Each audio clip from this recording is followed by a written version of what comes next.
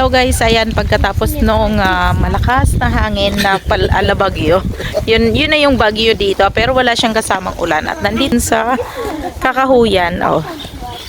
Dito naman kami sa kabilang dulo ng Kakahuyan, lakad-lakad. Ang daming tao dito kasi dito sa area na to ay meron ditong coffee shop, meron playground. Ay, yun yung gusto nila. So, kaya dito kami at siyempre, may baon ako nga. Ayan. Gusto nilang pumunta doon. Yan, umakyat dyan. Pero hindi ko alam kung kakayanin ni Genevieve kasi siya magaling umakyat-akyat. Kaya hindi ko alam. So, sige. So, yeah, try to go in the log. Hindi talaga siya marunong umakyat kahit sa anong. Why you leave you? So yan, ikot-ikot lang muna kami dito.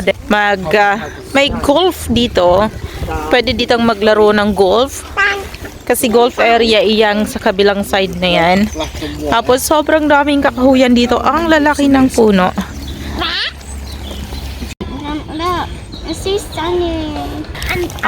Nandito na kami sa upuan at bubuksan ko na yung lamang nganga. Ito yung laman ng nganga namin. Laman ng aking bag. Ang mahiwagang bag. Ito ang laman ng aming bag. Kape. May lamang kape. Tubig. Hot chocolate. Oh. So, ayan ang laman ng aming bag. Chicken. Go. Wait, don't we have to wash our hands first? So, meron kaming apple, saging, mini cheddar, chichirya, chocolate. Ayan. Para pagka ganitong nagre-rest kami ay merong kaming makakain at maiinom.